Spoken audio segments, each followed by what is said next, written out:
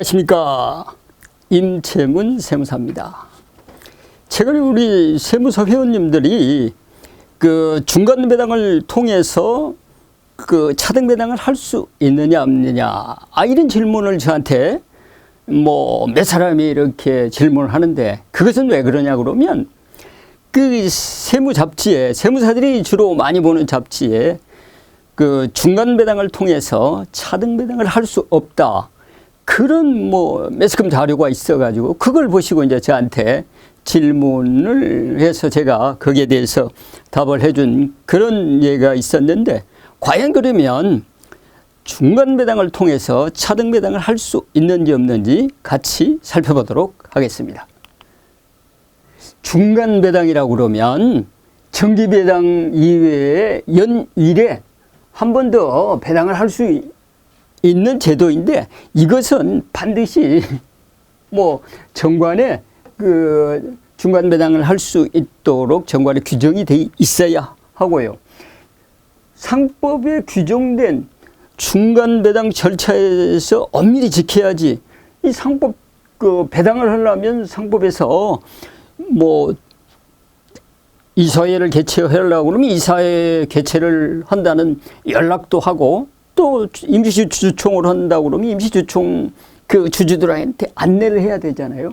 그런데 중간 배당은 이것은 누구에 의해서 할 수 있냐고 그러면 이사회 회의로 결의하면 중간 배당이 되거든요. 여기서 문제가 되는 것은 이사회 결의로 중간 배당을 하기 때문에 주주 이해관계하고 이사회의 구성원 이해관계가 다를 수가 있거든요. 그러면 이사들이 주주도 아니면서 임의로 그 차등 배당을 한다, 이렇게 하면 문제가 되겠죠.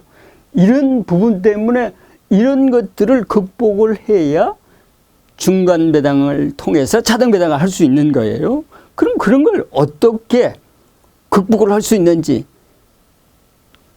계속 설명을 드려보겠습니다. 이 초과 배당에 따른 이 증여 규정 이 부분은 처음에는 이제 기재부 해석 사례로 시행돼 오다가 2016년도부터 그 상정법 41조 이 규정에 의해서 이게 이제 입법화가 됐죠. 세 번째요. 그럼 세법에서 그럼 중간 배당에 의한 차등 배당을 전혀 원천적으로 이렇게 막고 있냐? 그런 건 전혀 아니에요. 세법에서는 정기 배당을 했건 그 중간 배당을 했건 여기에 대해서는 상법상 규정을 지키지 않아 가지고 무효가 됐다고 그러면 그건 문제가 되겠지만, 세법에서는 중간 배당에 대해서 차등 배당을 할지라도 전혀 문제가 없는 거예요. 세법에서는. 최근에 나온 조세 심판 사례에서도 2020년 6월 달에 이렇게 나온 심판 사례니까 굉장히 최근 것이죠. 이것도 보면 중간 배당을 통해서, 그러니까 4월 30일 날 주식을 줘가지고 주식을 증여해가지고 7월 달에 중간 배당을 했어요. 7월 달에. 이렇게 보면 아니면 자녀에게, 아버지가 자녀한테 줬거나 아니면 그 재산이 많은 사람이 적은 사람한테 그 주식을 일부를 주고 초과 배당을 했다는 것이 그냥 느낌적으로 오잖아요. 그런데 여기서 쟁점은 세법에서는 차등 배당을 통해서 중간 배당을 했다, 여기에 대한 다툼은 전혀 없어요. 그렇기 때문에 세법에서 안 된다, 중간 배당이 안 된다, 그런 의미는 전혀 아닌 것이고요. 또 올해 이 세법을 개정하면서 2020년 1월 달에 세법을 개정하면서 어떻게 개정을 했냐고 그러면, 종전까지만 해도 중간 배당을 했건 정기 배당을 했건 차등 배당을 할 때 그것을 배당 그 일자별로 증여일로 봐가지고 이걸 따로따로 별도로 이렇게 소득세와 증여세를 이렇게 나눠서 어떤 것이 큰가, 그렇게 이렇게 판단을 했는데, 2020년부터 상정법 43조 증여세 과세 특례 이 규정을 개정을 했어요. 어떻게 개정했냐고 그러면 올해부터서는 일단 중간 배당을 하거나 정기 배당을 하거나 1년 이내에 이렇게 배당을 한 부분에 대해서는 합산해서 정일세로 과세할 건지 소득세로 과세할 건지 이렇게 개정을 했다는 거예요. 그러니까 세법에서는 뭐 중간 배당을 해서 차등 배당을 하건 정기 배당을 해서 차등 배당을 하든 세법에서는 전혀 노타치 하고 있는 거예요. 그럼 어디서 그럼 중간 배당을 통해서 차등 배당을 하면 안 된다. 그런 게 나왔을까요? 우리 같이 한번 살펴보도록 해요.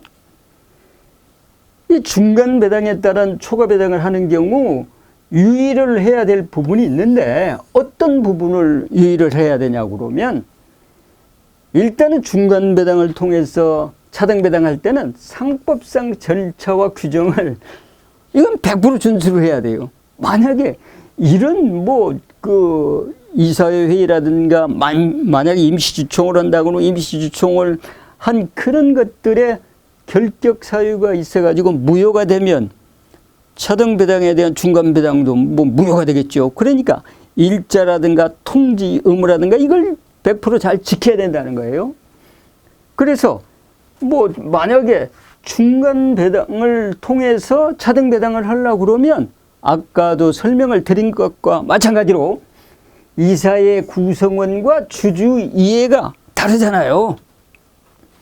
주주와 이사회 이해관계가 다르기 때문에 이 중간 배당에서 차등 배당을 하려면 반드시 임시주총을 해가지고 우리 차등 배당을 하자 그런 것들이 있으면 훨씬 더 좋겠죠. 주주의 의사가 합의된 임시주총을 열어가지고 우리 차등 배당을 하자. 이사회 회의록은 이건 이사회 회의록을 통해서 중간 배당을 하니까 이건 당연히 있어야 되는 거고요. 그 다음에 차등 배당에 대한 전체 주주 동의가 있으면 훨씬 좋겠죠. 왜 그러냐 그러면 누구가 한 사람이라도 차등 배당을 반대한다. 그러면 그거 곤란하잖아요.